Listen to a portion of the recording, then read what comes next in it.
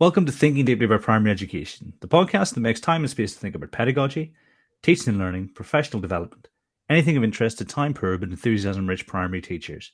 Now, this week, I'm joined by Christopher Such during the 12-hour stream for Valindra on the 30th of December. But to bookend that, I'm joined by Neil Almond. Hi, Neil. How are you? Hello. Very well, thank you. Thank you for having me. Excellent. So I thought this would make it a little bit extra for anyone who was there on the day, but also we can look at some of the things we normally do, as well as the things that we thought about Chris's session. So without further ado, Neil, what you reading for?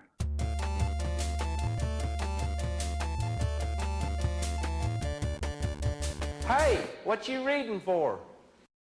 So to keep on the theme of reading, I've been reading a review of the evidence on Tier 1 instruction for readers with dyslexia, and this is by Timothy Shanahan.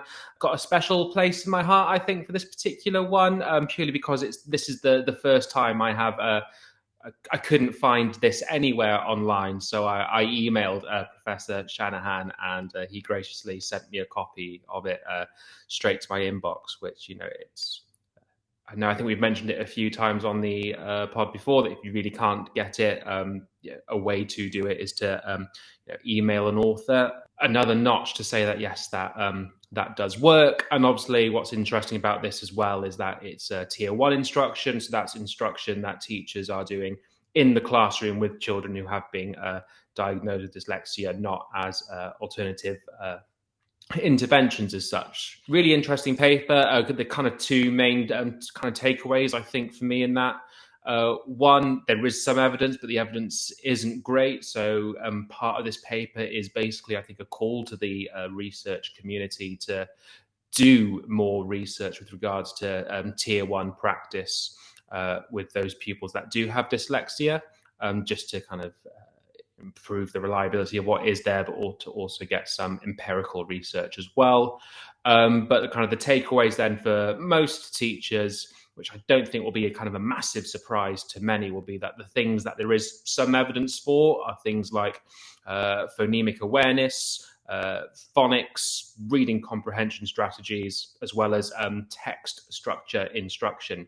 Now, I don't know if I'm allowed to plug my own session that I did on the 12-hour stream, but when that one does become available, a large portion of that talk is reading comprehension strategies, as well as text structure instruction. So that's what I've been reading for. What about you, Kieran? So mine isn't necessarily new, but we've got Maths Conf online on the 23rd of January, and I'm doing a session on sort of taking control of our professional development. And so I went back to, the reasons why we might want to. And there's a great blog by Chris Husbands. It's from 2013-ish. And it's called Great Teachers or Great Teaching, Why McKinsey Got It Wrong. And he's referring to a paper by McKinsey and Company, which is this sort of body that wrote a report, I want to say around about 2007, but I could be wrong, about education systems and how they, successful education systems and high-performing education systems, how they become high-performing. And they said that, and this is a direct quote, the quality of an education system cannot exceed the quality of its teachers. And Chris Husbands is saying that it's teaching rather than teachers. So well worth checking out if you're interested in professional development. But I think you're probably going to want to go back and read the initial report, or certainly skim the initial report before you read Chris's blog. The name sounds familiar. I think I've read it. They think they do a few reports. I think I've read. I think they're the ones that came up with that diagram about that tried to visually represent like the sweet spot between like direct instruction and a bit of problem solving that's not as structured. I think they're the one that I think they produced that, but I might be wrong. Nice. Is that what Tom Sherrington would call the sweet spot between Mode A and Mode B teaching? Potentially. I think I seem to recall as well that I think it's in Teaching for Mastery, Mark McCourt, and I kind of think he uses that Not solely, but also to kind of help with that whole like teach, do, practice, like the behave aspect, so that kind of like 20% behaving that you would do within a learning episode kind of comes from that idea that, 80% direct instruction, not capital D, capital I, and then, that 20% of having that opportunity to, explore and experiment within, ideas that they already know. Nice. So, I mean, the main reason we're here is to listen to Chris talk about the changes he would make to the art and science of teaching primary reading. I mean, the book's very close to perfect, but Chris has found things that he would like to change. So let's hand over to Chris and, well, my past self for what it was a thoroughly enjoyable and interesting talk. Yeah, really good. Really excited to indulge in something I've been nagging you about for a couple of months at least. Yes, because I tried to time this so that Canada was waking up, because I know that you've got quite a big following on that side of the pond, Yeah, Mr. absolutely. Worldwide. So I don't know, was it like 5 a.m. on the East Coast? 7 a.m. maybe? I've no idea. No, I joke about the 2 or 3 people that follow me from Canada and America, but I'm not obviously popular enough to have memorized the time differences yet. Right. Yeah. So obviously, to set some context, we are going to discuss the art and science of teaching primary reading 2.0, and essentially all of the changes that you would like to make were your publisher to give you permission. Exactly. Yeah. So I wanted the chance to talk about the things that I've learned in the past kind of 2.5 years or so since I've written the book, like tweaks here or there that I'd make, like whole sections that I would add, things that I would remove, etc. I still stand by the book. I'm still very proud of it. I still think you should buy it, please. But at the same time, if you've ever committed anything to paper, you know that as soon as it's done, you have things that you wish you'd done differently, and having the chance to discuss those as a means to explore the interesting stuff that I think I've learned over the past few years about reading is an opportunity that I kind of feel like I forced upon you. But thank you for going along with it. Not in this. I mean, forced upon me nonsense, because I mean, I think the episode we did solely on reading has been listened to something like 8,000 times over the last year and a half, or since it was recorded, so it's clearly of interest to a lot of people, and so I'm just grateful that you would allow me the opportunity to ask you those questions. I think I don't know who's to say, maybe I predicted exactly how successful this would be during that episode. Maybe I made it that successful. I'm only joking. No, definitely played a role. But yeah, let's get cracking, because I know you've got lots to talk about, and we've got about 54 minutes to fit it in. I mean, if it doesn't fit into one episode, we can fit into 2, but I'd really like to release this as an audio version in about 2 weeks' time, so that lots of people can listen to it in their own time. So, first question, what are the underlying causes of any changes you'd make to the book? So the nature of writing it originally was that the plan I had in my head was that I wanted to self-publish it, which I didn't. I wanted it to be under 100 pages, which it isn't. And as I got into the topic, I realized that it needed more than that, but I was determined to keep it under 200 pages because, having read quite a few edu books, I wanted something that was accessible. I wanted something that a teacher could pick up and feel like I can get through this in a weekend and learn something. And the nature of being brief about complicated subjects is that you make compromises, you make certain decisions. And for that reason, yes, Elliot Morgan posting a comment under 100 pages. Yes, that was the plan, unbelievably. But yeah, it meant that I had to make compromises and choices with the book. And most of those I'm really pleased with. And some of those, over time, I've thought, actually, I should have added this, I should have taken out that. Obviously, as I've said, another reason that there are changes that I'd make is that it's been over 2 years since I actually wrote it. And so there are things that I've learned. Before I wrote the book, I'd been teaching for well over a decade, and I'd spent 3 or 4 years kind of quite obsessively reading about reading research.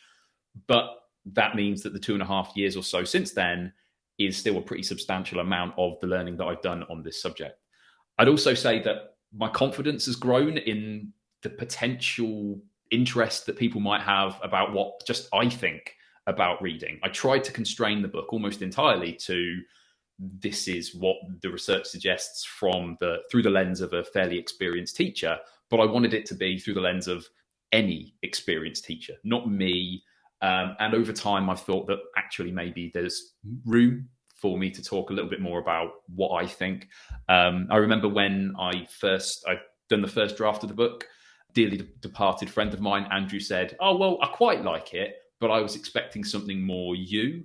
And that's kind of stuck with me. And also, I guess the last thing is that I'm a bit of a perfectionist. And I don't mean that in the, saying I'm wonderful sort of way. I mean it in the worst possible way, in that I made last minute changes to a few bits and pieces. And in a lot of those places, or at least 2 of them, that's where typos crept in. And as you can imagine, that stings. That really stings, because so much time and attention was put into avoiding that sort of thing, not just by me, but by the publishers. So yeah, those are kind of the overall kind of causes of why I might make changes. And what broad differences would there be? So, I mean, the first sweeping change would be that I just think I'd write it better. And that's an obvious thing to say, but that was the first substantial thing that I'd written since my dissertation. And there's a big difference between writing about cytochrome CD1, an enzyme involved in the denitrification cycle, the nitrogen cycle and involved in denitrification, and writing an accessible book for teachers. So while I think the writing's adequate, I do think I've become a significantly better writer since then, partly because the last year I've worked for Ambition Institute 3 days a week, and the majority of what I've done has either been writing or taking feedback on my writing or reading other people's writing and giving feedback on that, etc. So I've spent a lot of time actually learning the nuts and bolts of writing. And as much as you can learn about writing from books and from reading other people's work, there is an element of it which is just, you have to deal with it. You have to crunch through it in order to recognize your own strengths and weaknesses, and etc. So yeah, I broadly, I think I'm a better writer. I like to think I'm a better writer now.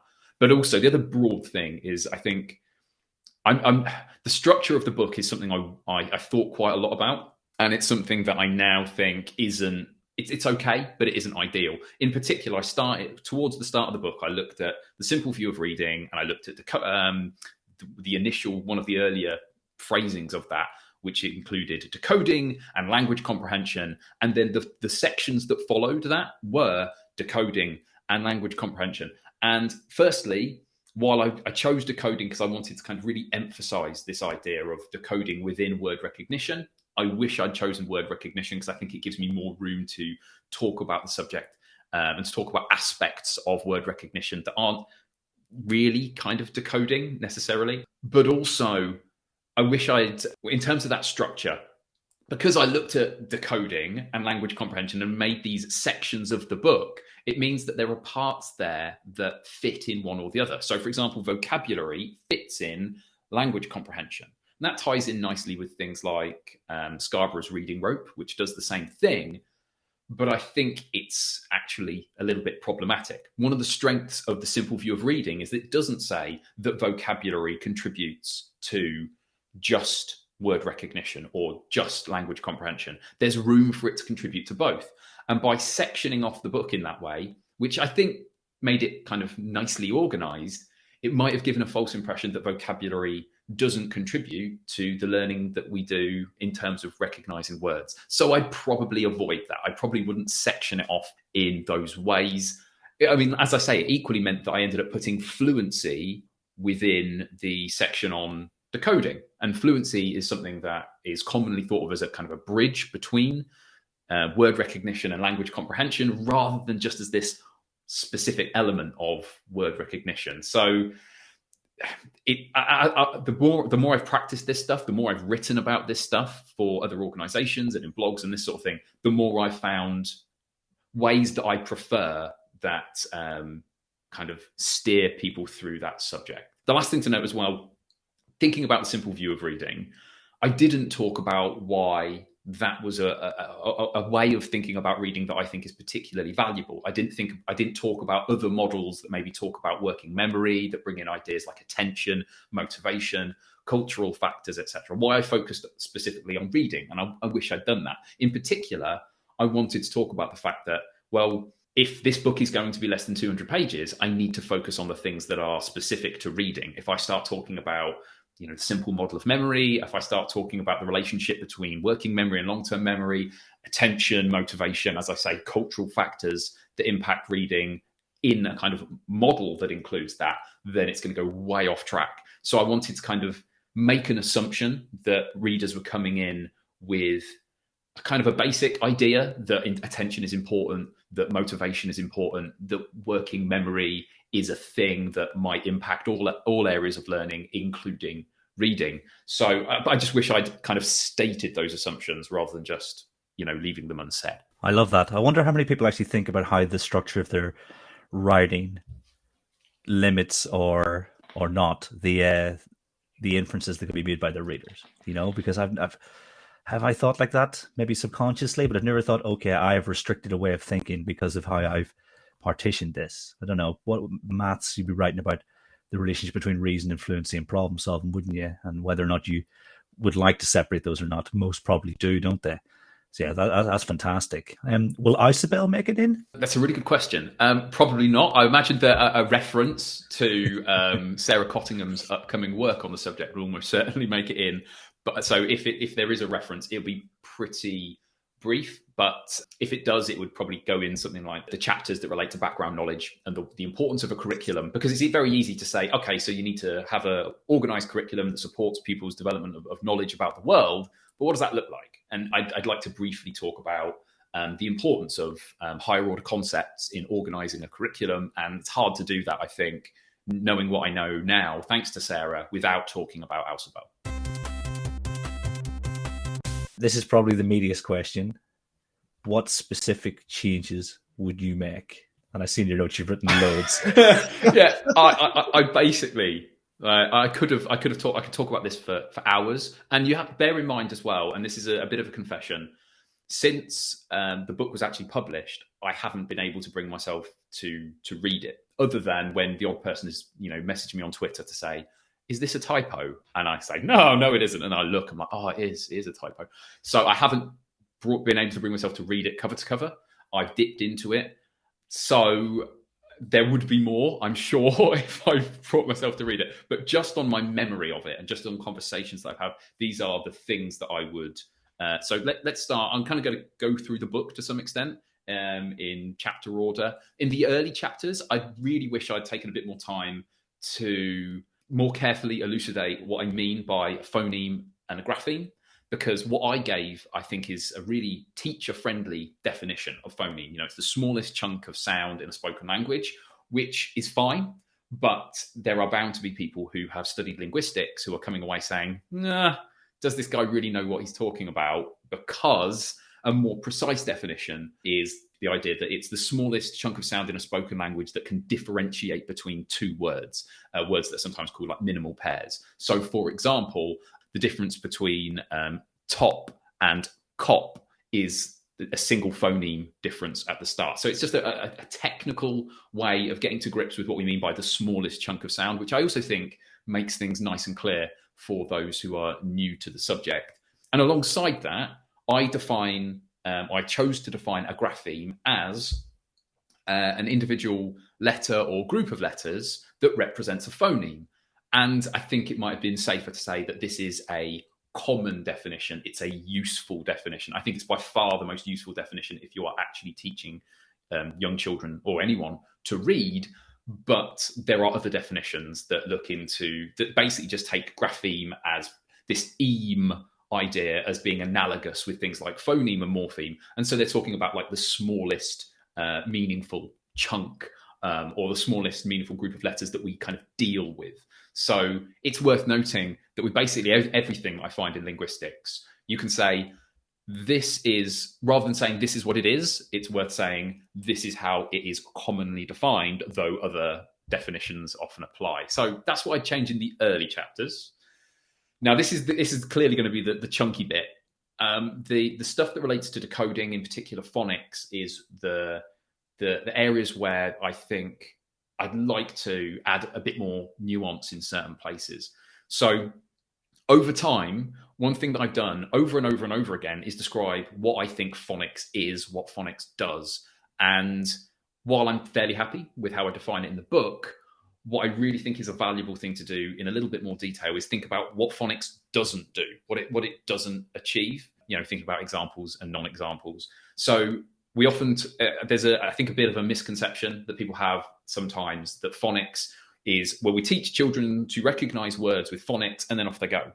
And it's not quite that. What we're doing with phonics is we are teaching pupils how to begin to recognize words. And then there's this long journey of learning to recognize words by using that, by applying that to text.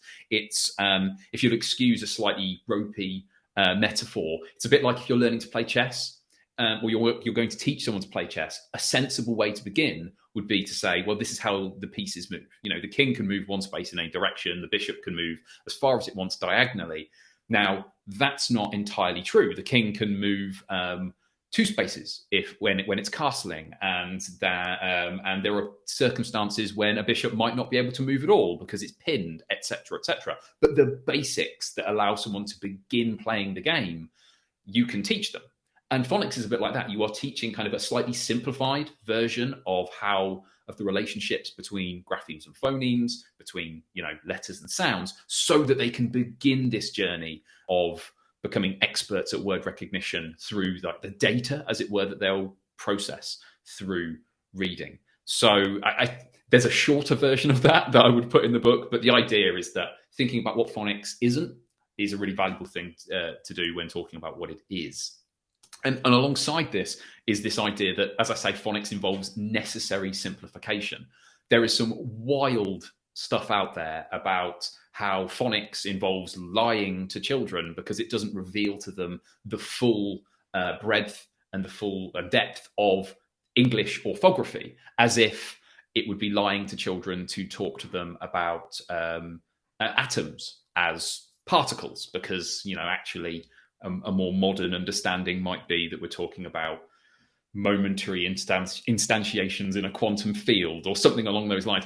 Teaching, by definition, always involves necessary simplifications, always, because we're talking about a world that we don't have a perfect understanding of, and we are building up our understanding as we go. So making clear that phonics does involve necessary simplification would have been a useful thing to do, and I think it might have diffused certain arguments.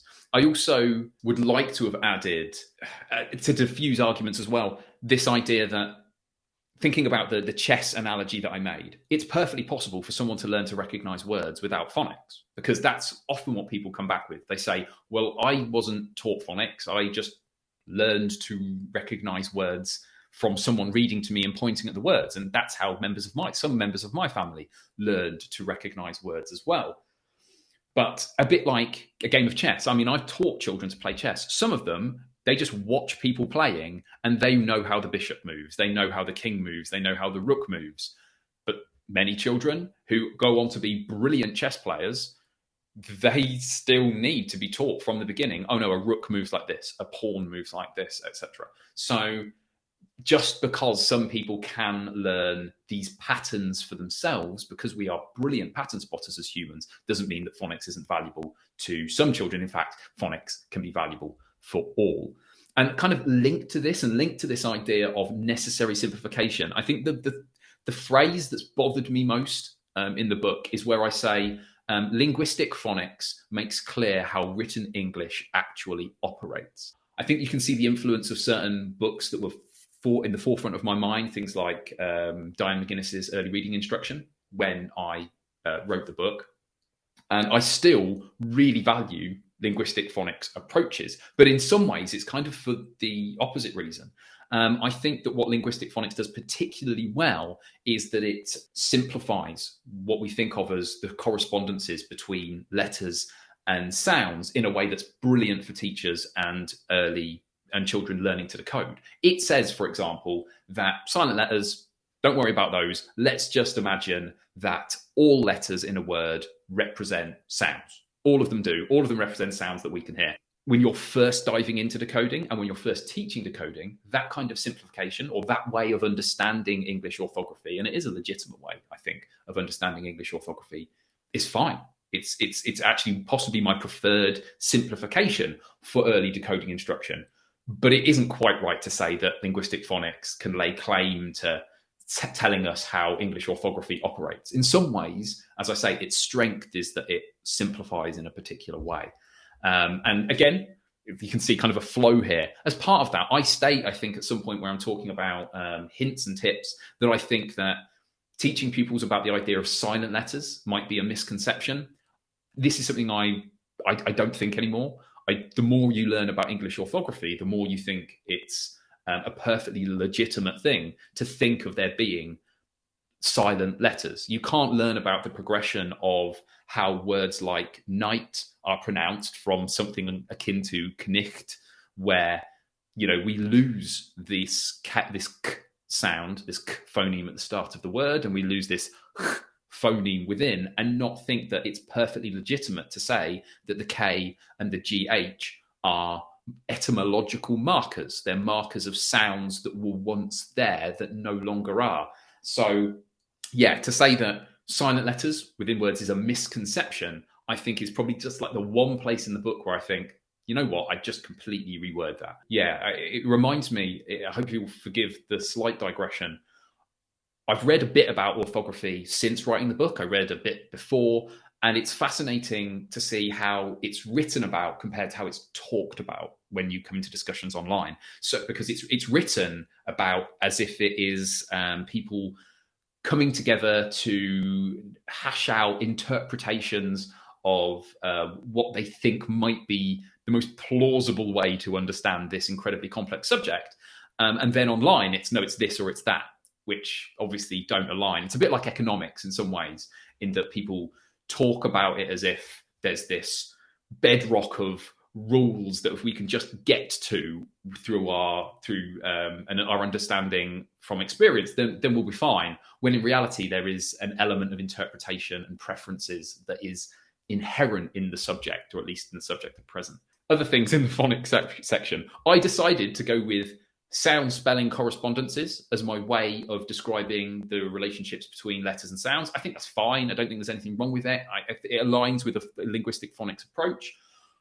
I now realise that if I wanted teachers to come away with an understanding of what a grapheme is and what a phoneme is, I should have hammered that home. I would have called them grapheme-phoneme correspondences or phoneme-grapheme correspondences over and over again, so that they get the kind of centrality of these ideas. I wish I'd included something on syllabification. I'd say, again, this is like one of a couple of areas where I just think, I thought about this, how did this not end up in the book? So the importance of a pupil being able to flexibly break a word into syllables. And I don't mean teaching syllable types necessarily. That's kind of quite an American thing. And I've no doubt that some people teach it in a way that has value. But as far as I can tell from the research, the ability to flexibly break words into syllables is a really valuable thing. And I just don't mention it, which is, yeah, not ideal. Giving myself a bit of a hard time on that one. And I guess the final one, I had a really fantastic conversation with someone online, Tiffany Peltier. I hope that pronunciation is correct, about the idea of phoneme flashcards. Because I've seen a lot of practice in English schools where people hold up a CH and the kids all say ch. And where I've seen that done, and where I've then tried to teach those children to read down the line, I've kind of found that there's a reluctance to then see CH as representing potentially other phonemes, so representing the k in chaos or the sh in chef, because there's been so much of this immediate work between these two things. However, Tiffany Peltier said that one of the things that she does with flashcards, which I think is really interesting, is as pupils learn more of these correspondences, she'll hold up, for example, CH on a flashcard, and instead of children saying ch, they will say ch, sh, k. They'll say the different correspondences that they've learned. And so rather than desensitizing pupils to this idea of the complex relationships between sounds and spellings, she's actually using flashcards to sensitize them to this. So I hadn't seen that done. In short, I don't think that flashcard usage is necessarily problematic. I say in the book that there's no reason to suggest it's in the research to suggest it's in practice a bad thing to do. It's just something that I've seen used in a problematic way in classrooms. So that's the phonics stuff. I promise that's like the biggest chunk of where I would make changes. That's just the phonics stuff. That's just the phonics stuff. That makes up about half of, I would say, the kind of the key changes that I'd make. That said, I remember when I published the book, and it had been out a little while, and someone online, I think it might have been Pi Corbett or someone else who, really knowledgeable about reading, said, yeah, like the book, think there's definitely more to say about fluency. And immediately I was like, whoa, what? How? But actually, he's spot on. He's on the money with that one. And I think part of the reason why I flinched at it was because I knew how much I'd cut from the fluency chapter. And with hindsight, there are definitely things that I would change. So, for example, I don't mention much about echo reading and choral reading because of issues that I've seen and that I've personally had with teaching it in a classroom setting, where often the most struggling pupils end up doing just echo speaking or choral speaking, where they're not actually engaged with the text. And if we assume that the active ingredient of what we're doing in fluency, it involves text in some way, and the relationship between the reader and the text that's in front of them, then that's obviously problematic. I also don't mention really interesting or reference, which is unfortunate, really interesting studies on things called FORI and wide FORI, so fluency orientated reading instruction, and a version of that gives pupils lots of reading breadth. Again, partly because when I read this stuff, I was tempted to change how I teach reading in a way that wasn't ideal. So I was wary of leading teachers down a garden path before they're ready. I think you need to understand some key things about fluency before you go into understanding those papers. But again, maybe this is an area where I might change things a little. The key issue with the fluency chapter is that I wish I'd made more explicit the relationship between fluency and comprehension. And I suspect that this is what what Pi was kind of referring to there, that there is this kind of reciprocal relationship between reading fluency and comprehension. The more we understand, the more fluently we can read, but also the more fluently we read, the more we can understand. Now, that can be overplayed. People sometimes say, oh, well, fluency, if you don't understand it fully, you can't read fluently. Well, that's not necessarily the case. I read Jabberwocky fairly fluently. I've not got a clue what's going on. But there are certain aspects of it that make sense to me. The sentence structure, I can work out pretty much what's a noun, what's a verb. There is lots of unconscious stuff going on in the background to allow me to read it fluently. But I don't think it's the case that I really need to grasp exactly what's going on. I don't need to, using the phrases that Neil was discussing earlier in the day, I don't need to be building a perfect or a particularly wonderful situation model of this text in order to read fluently. I mean, I always bring it back to reading in other languages, and I'm at the point now where I can't obsess about understanding absolutely everything. I just have to go with the sense. And maybe I've mentioned this last time, but I totally get you, because at some point you're getting diminished returns in terms of what your aim is for reading and the time spent on that actual reading itself. You just got to trust yourself. I'm 80% sure. Let's go with it. And if you end up in trouble, well. Yeah, well, and there's also, when we think about something I do mention in the book, standard of coherence, this idea that we are setting a particular goal in our understanding is an important thing. And sometimes we think of that as simply monitoring your comprehension, making sure that you are understanding. But equally, kind of the reverse is true. If I'm reading an article in a newspaper and it's about bacteria and the way that antibiotics are being overused, and that being a problem. If I find myself, if at some point they write a list of bacteria that they're talking about against which antibiotics are now not working quite so well, I don't necessarily need to know, what each of those 5 bacteria are to understand the rest of the article. And being able to say, oh, yeah, I don't need to get this, I can move on. Or it would be great if I knew what those were, but I don't need this for my comprehension of the rest of what's going on. That's important as well. So part of comprehension monitoring isn't just, do I understand? It's, well, do I need to understand? And that's kind of what you've alluded to there in the reading you're doing in a second language. Just one final thing on fluency. I had a really enlightening conversation. I can't remember the name of the person. If they happen to be listening, it's a long shot. Happen to be listening. I'm really grateful for what they said.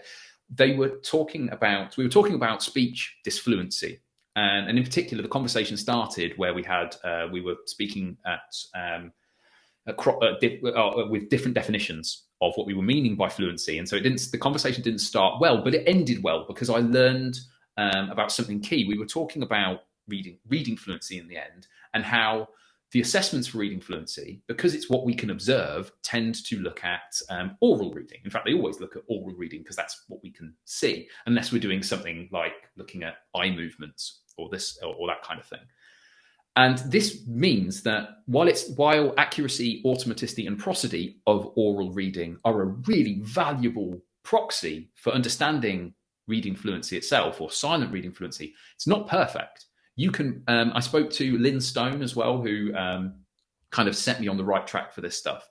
She works with pupils who can read really well, silently, have perfectly good silent reading fluency, but couldn't possibly read aloud, and not just because of necessary speech impediments, but because of other things relating to perhaps social anxiety or whatever it might be. So I wish I'd paid more attention to that in the book. I wish I'd made the point about how these accuracy, automaticity, and prosody of oral reading are imperfect proxies. They're really valuable for the vast majority of children, but we need to think carefully about where they don't apply and why they don't apply to certain pupils. And to that end, actually, this is one area where I've written a blog on fluency. I think it's called something like 5 things I wish I'd said or wish I'd written about fluency, that addresses this stuff. And kind of, I couldn't wait for this podcast, effectively. I had to say, no, look, I like my fluency chapter. I really like my book, but inevitably there are things that I'd like to change. And if in doubt, think about this as well. So yeah, that's fluency. Can I move on to another one? Is that okay? How are we doing for time? You got plenty of time. We're doing okay. Yeah, 23 minutes. I mean, I really like your chess analogy, because I've been playing for a while, and I only remember that en passant is a thing when it happens to me. That double space movement by the pawn. It's like, oh, what's happened there? You can't do that. Oh, yes, you can. Yeah, no, it's a perfect example, because you wouldn't necessarily, if you were introducing someone to chess and you started saying, and it kind of goes back to this idea about whether or not we're lying to pupils when we make necessary simplifications when we're teaching phonics. It's like if I were being taught the rudiments of chess and someone got into, oh, well, actually, I said the pawn can do this and it takes pieces this way. Well, it can also do this with other pawns when they've done this. Like, oh no, that's too many conditionals for me. I save that. It's a bit like, and going back to this analogy of games, it's like the board games. You can sit there and you can read the rules, and that is useful. You need to learn the basics. You need to know the object of the game. You need to know how the pieces move, what the dice are there for, all of that stuff. You need the basics. But at the same time, at some point, you need to play the game if you're going to get it. And it's through playing the game that you get there. But being directly taught, explicitly taught those rudiments to get you started is likely to be beneficial for many people who if you want them to get good, as it were, at playing that game. So I'm quite a fan of the chess analogy as well. Whether it holds up, it's an analogy, so it's bound to have weaknesses at the margins, but and I'm happy to accept pushback on that. But yeah, I think it's a useful way to understand what phonics does and what it doesn't. Yeah, I'm with you. So I think that other than the thing on syllabification, I would say the biggest absence from the book, the most notable absence from the book, is on the subject of morphology. I talk about morphology within vocabulary, and all of the kind of practical stuff that you want teachers to do with morphology is in the book. But again, this goes back to this structure idea as well. I think not talking more about morphology in word recognition is a bit of an oversight, frankly. For people who want to learn more about this, Kathy Rassel has I mentioned it the other day, a masterpiece of a lecture on this. I think if you type in Kathy Rassel mid-career prize, and it's available on her website, Rassel Lab. I think it's rassellab.com. But again, if you type in Rassel Lab, RASTLELAB, you'll get there. It's brilliant. It talks about morphology, amongst other things. But what it provides, I think, is a more nuanced view in what I sometimes describe as like the problem of orthographic depth. So it is a problem, orthographic depth, in terms of learning the relationships between letters and sounds. So for early decoding, it obviously provides a problem.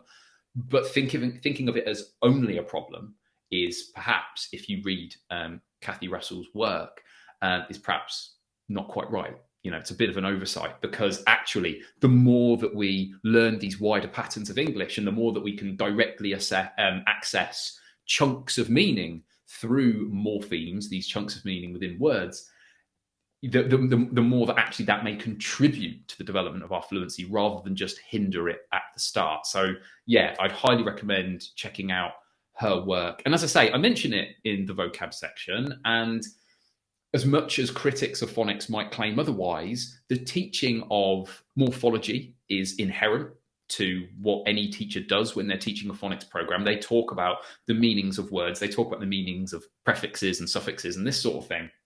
But again, in the book, I think making that explicit and making sure that was talked about when I was dealing with word recognition would have been, you know, maybe a preferable way to go about things. So where we've been so far, we've been start of the book, we've talked about phonics, talked about morphology.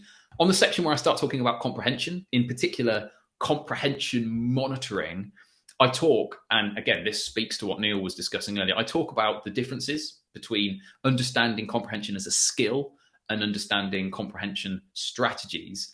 But from conversations I've had, I don't think I've made myself clear enough about what I mean here. I think a lot of teachers and school leaders start thinking, when they hear this discussion, they think it's the old skill versus knowledge debate, when it isn't. It isn't that. When we're talking about the difference between skills and strategies, it isn't just this philosophical debate about how we think about knowledge.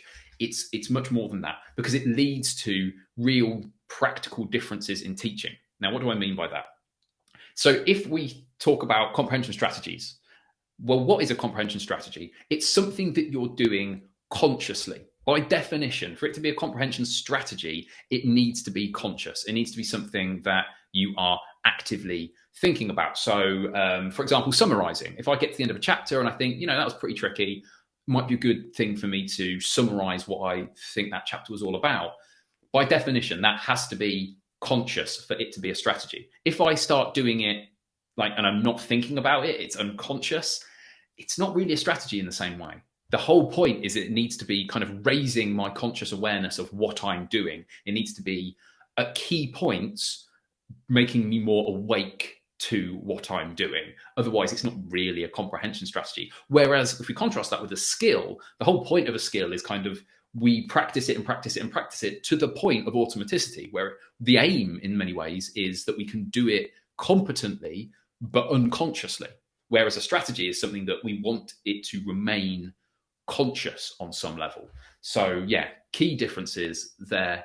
I'd also want to say, and I think Neil articulated this beautifully, when we're talking about comprehension as a skill and why that view of things can be problematic, so we don't get bogged down in just this philosophical debate, I want to talk more about what happens in the classroom. And I think I touch upon this, but I think it's just something that I could have hammered home. This idea that if we think about comprehension as a skill, what we end up doing is teaching children to answer certain types of questions. And there's nothing wrong with, questioning is really valuable in the teaching of reading.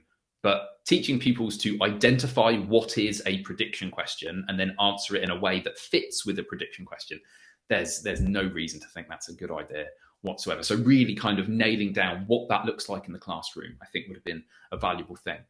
On the section about writing, I kind of briefly brush over the idea of spelling rules without kind of elucidating exactly what I mean by that. So when we're talking about I before E, except after C, that kind of stuff, yeah, those kind of rules, our orthography is too complicated for them to apply, really. That said, this doesn't mean that we should stop, and quite the opposite.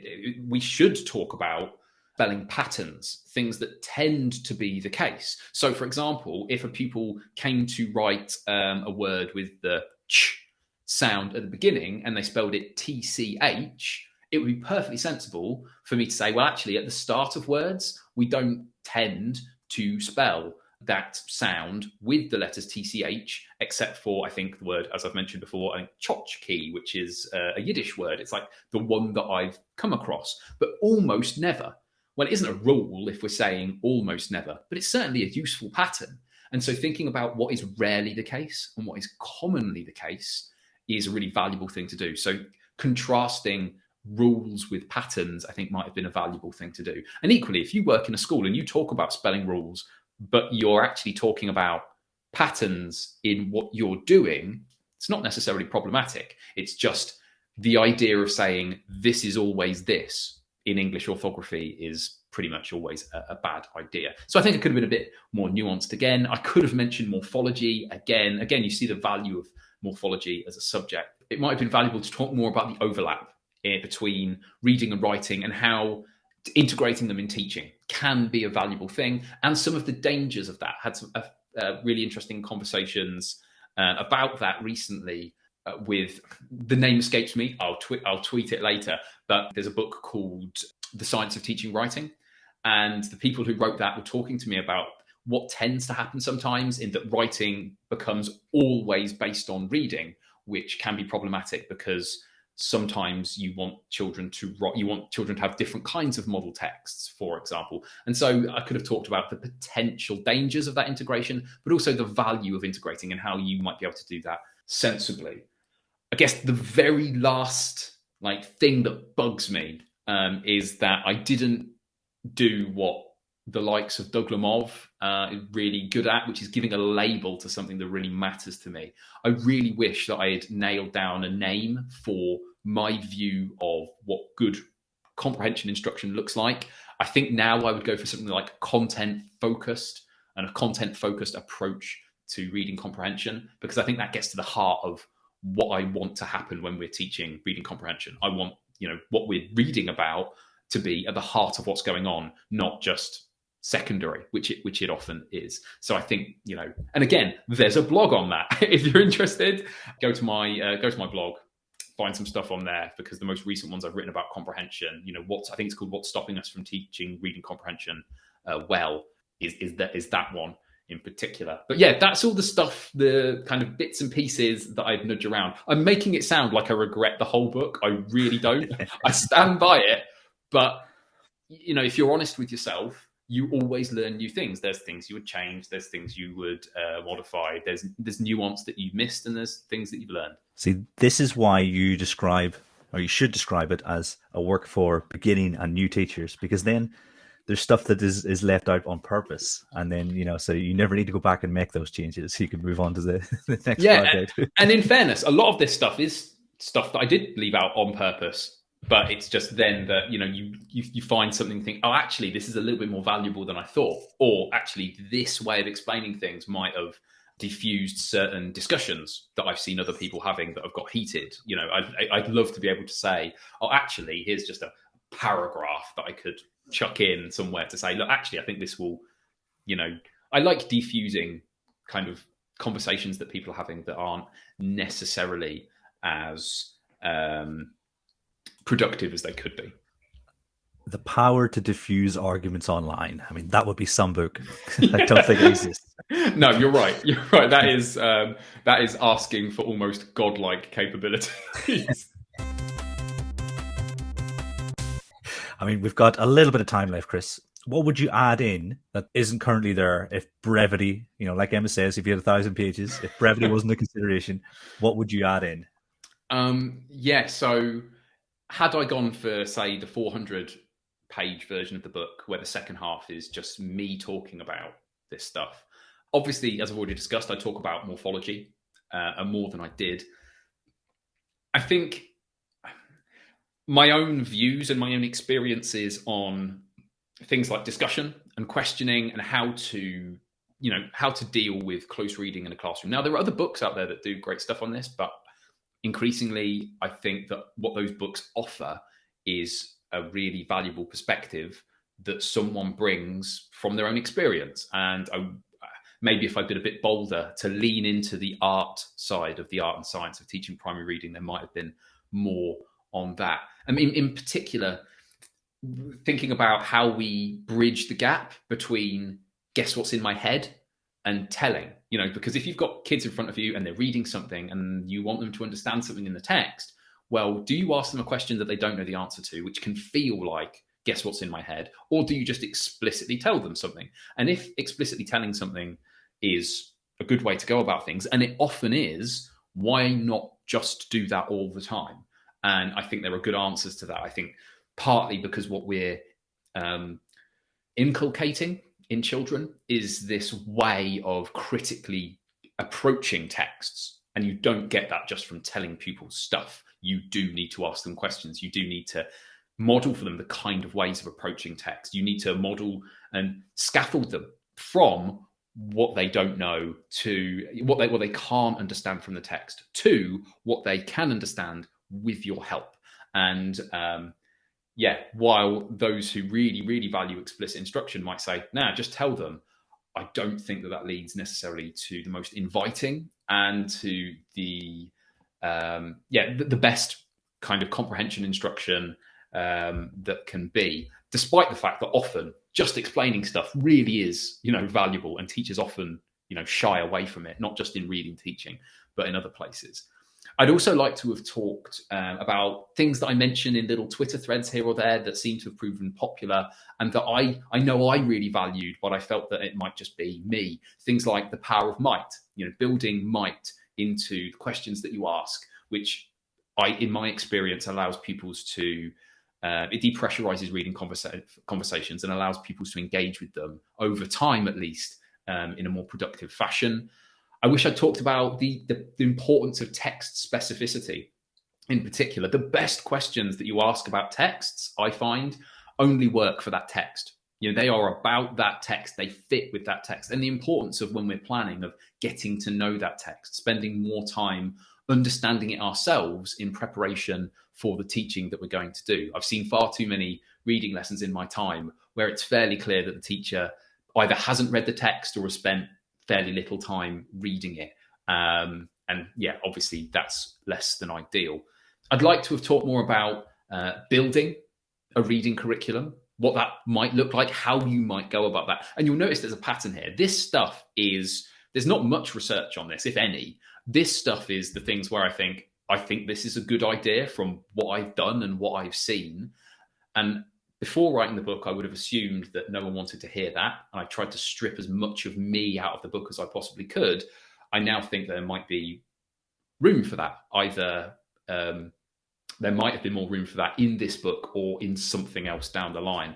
I'd like to talk more about why skills progressions are bogus, because people who have read my book will say, well, okay, but what about skills progressions? How do I make a sheet where teachers can tick off these things that kids can now do? And there's only so many times in my Twitter DMs that I can say, don't do that.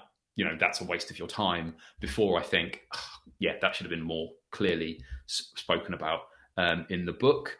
I think there's much more to say about spoken language development. I think I really could have gone into that a bit more. Again, that was done for brevity. I think there's 50 pages or so about the value of that, how to teach that, the foundations of that, and quite literally the foundations of that when we're talking about EYFS.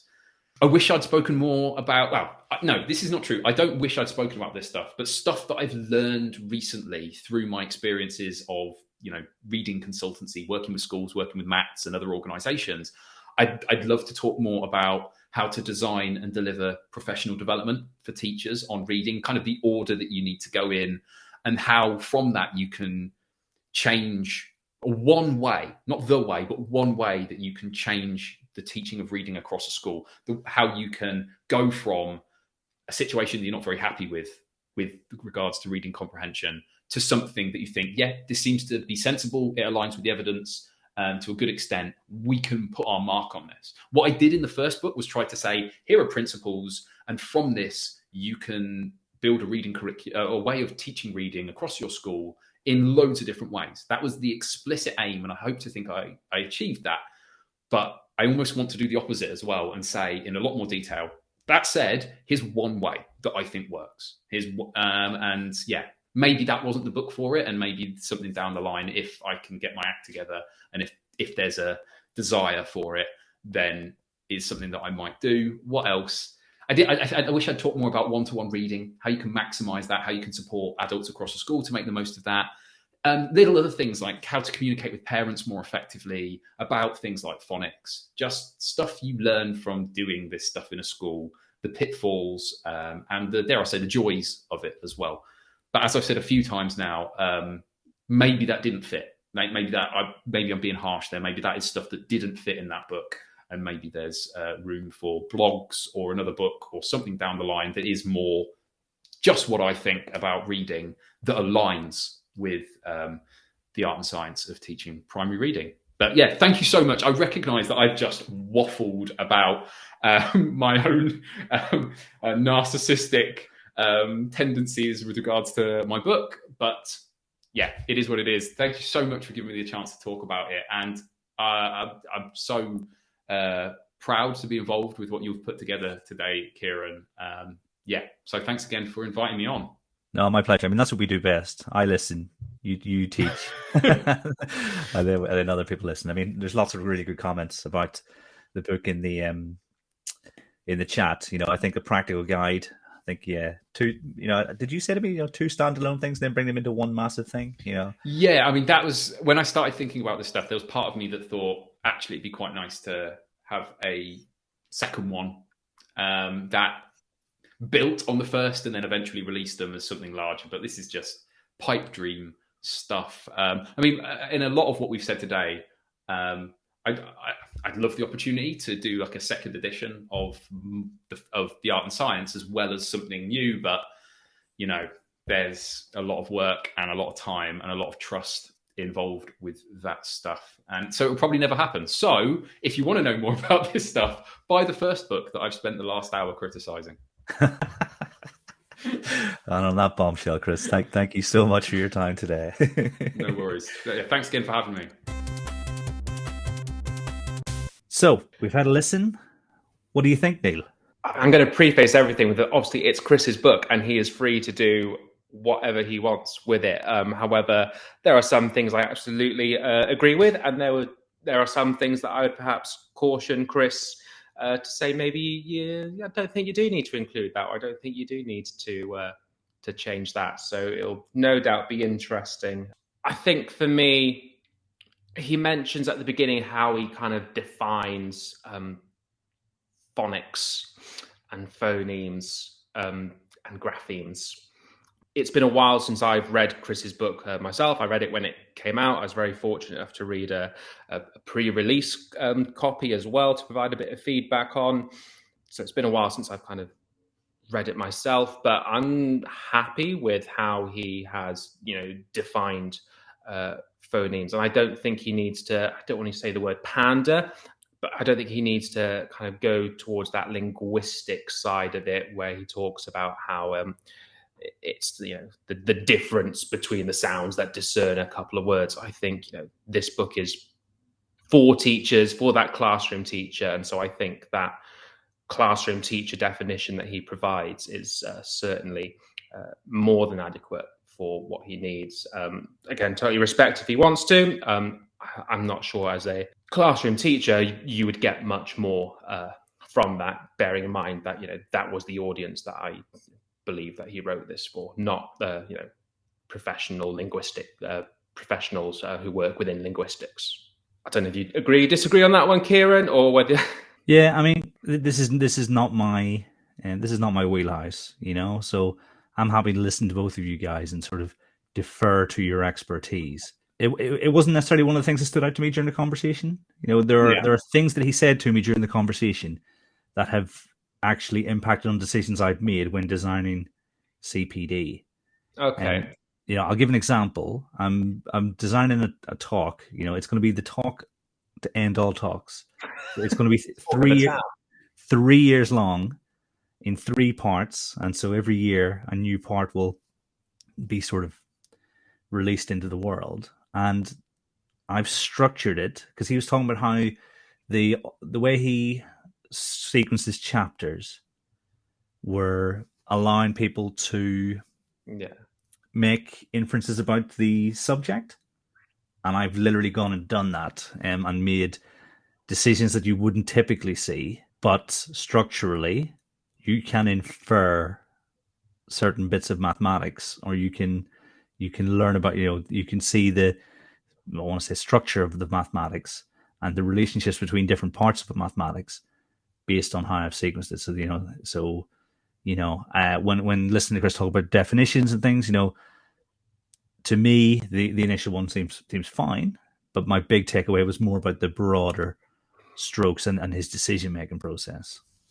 Yeah, listening back to it, I could tell that you were quite taken aback with how that kind of how one structures a book can impact, purposefully impact the how that might then kind of conform you to write within that kind of structure that you make. And how I can certainly kind of see how, because of the way that Chris structured it, how morphology was tied to kind of one specific aspect of it. I think it was the vocabulary section, whereas he could have taught, or he wanted to talk about that far more in terms of like the word recognition and then certain elements of the comprehension side of it as well. But because of the way that he structured it, was kind of confined into that particular way. So I found that really kind of quite interesting and a useful one to have, having not written the book or anything like that. A useful kind of a tidbit to have should a book ever appear out of my hands. When a book appears out of your hands, when a book appears, absolutely. What he says about word recognition versus like words decoding, and in terms of how just how word recognition can just that subtle difference between just like decoding, but word recognition actually allows you, again, thinking about, we just talk about structures, how that allows you to open the field a little bit more. So I agree with that, but there's always that worry.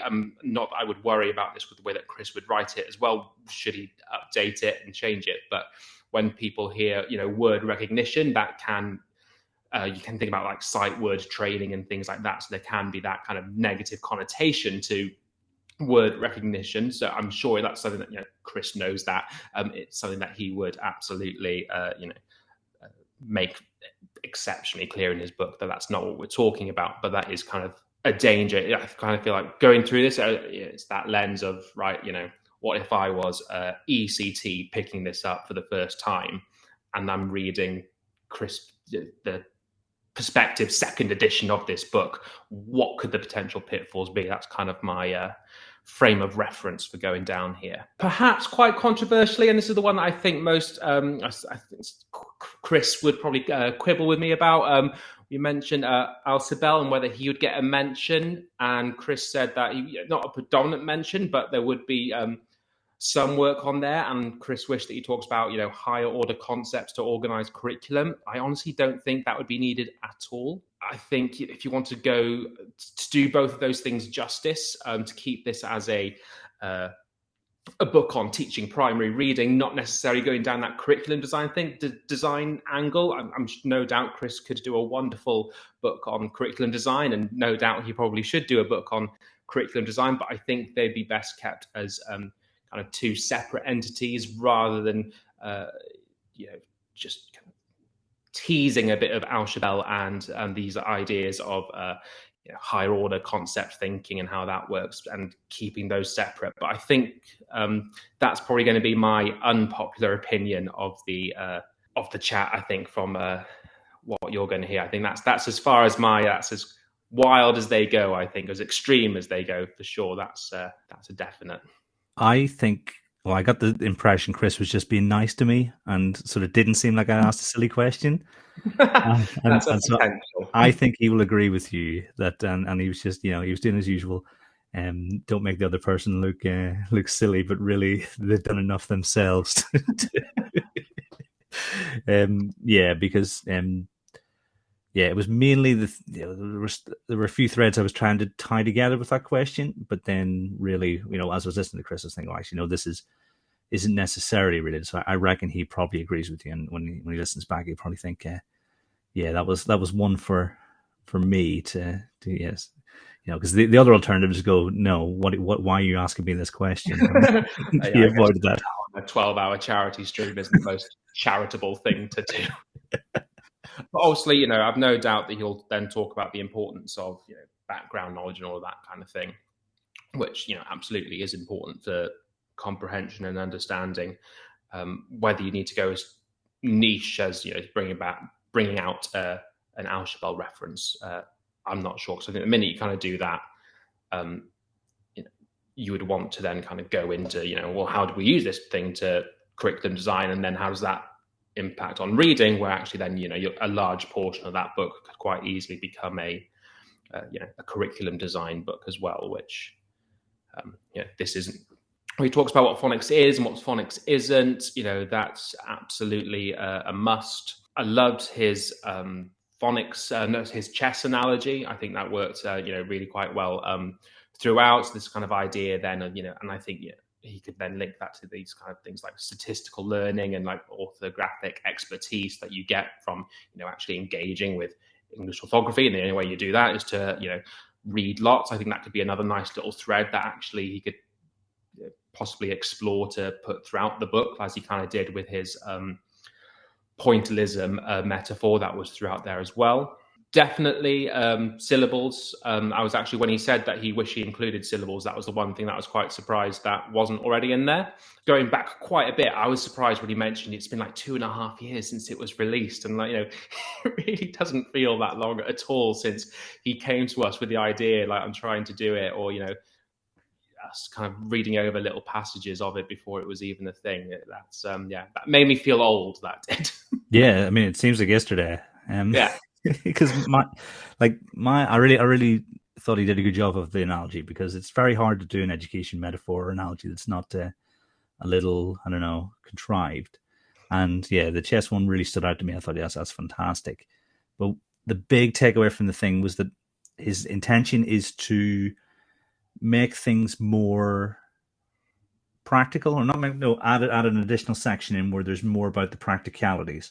And if I think back to the conversations we were having, what must have been nearly 4 years ago, I was definitely on team, what does this look like in the classroom? And I think there's quite a bit in there about that. I remember the CPD did for us in lockdown, where he talked about this is what it should look like, or what he thought it should look like in school. And so the more of that, and the more of Chris that comes into it, I think that was my bet. I'm really looking forward to that, because I think that will. Yeah, definitely. I think there's definitely scope, almost like a field guide, almost like not quite a second edition, but just like enough. He has enough content of the art side of it to carry on his thing that you could almost a field guide. He works with schools, so it'd be really nice. You could get a few case studies from I know he's been working with Lloyd School, but other people outside our little bubble as to how this is been taken off, and kind of, as I say, outlining the principles and his approach to it, and make it very crisp. So you kind of have like the art and science of primary teaching is very much, this is what the science says, and here's some guiding principles to turn it into the art, and then the field guide acts as Chris's perspective of what that art looks like for that day-to-day running, which I think would be an interesting little companion guide. So Chris, if you're listening and you haven't thought of that, there you go, you get that one for free. What are you most excited about as a result of listening to the episode? I think I'm quite excited about how well I could actually, selfishly, I'm excited about how well I could keep up with what Chris was saying and talking about reading.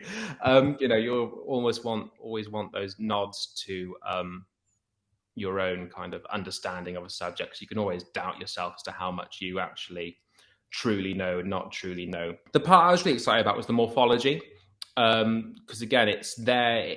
It has its roots in that kind of word recognition as to how orthographic mapping can work. Because of course, we don't just orthographically map, just individual sounds or groups of sounds that fall neatly into like phonemes. Like we can orthographically map morphemes as well. So that's obviously like quite an important aspect from that word recognition, from that vocabulary, and from that comprehension side of it as well. Obviously, those last two are intrinsically linked. And I kind of really thinking about it, and from the bits that I've done as well, I really think there is some low-hanging fruit here for primary schools for some sort of a scope and sequence that kind of goes beyond what's just in the national curriculum, with a bit more support and guidance for teachers for some sort of program for morphology that can kind of have these benefits that you can kind of use for you can draw then into your spelling lessons, you can draw that into then vocabulary, or like these reading lessons, or anytime you put text in front of the children, kind of really kind of help them with all of that. And so I think quite an interesting little project perhaps for someone would be to kind of put that scope and sequence together for schools to use, because I don't think it would be, I don't say particularly challenging, but I think it would take some time, but I think it's well worth probably the investment. So here's to that. And as I say, there's some nice resources, some nice kind of research on some kind of high frequency ones that you want to make sure that kids probably do leave primary school, or at least kind of key stage 3, knowing how they work. So yeah, for me, the most exciting bit was how he's going to kind of really put morphology through and make sure, that's a thread that falls through his whole book in the second edition, whenever that should appear. Yeah, well, it'll be some feat if he can improve on what exists already. But I look forward to his efforts to try and do that. I mean, we're in danger of this section being as long as the We are. podcast. So I think all that's left to do is say thank you very much. I mean, this is the first time we've tried this review bit after an episode. It might be something that we do more often. If you liked this, give us 5 stars, review your podcast. And if you didn't like it, give us 5 stars as well, and then we'll know whether or not this bit was worth doing. But yeah, thank you very much for joining me, Neil. I really appreciate it. No worries at all. Thank you for having me. And to everyone at home, until next time, thanks for listening.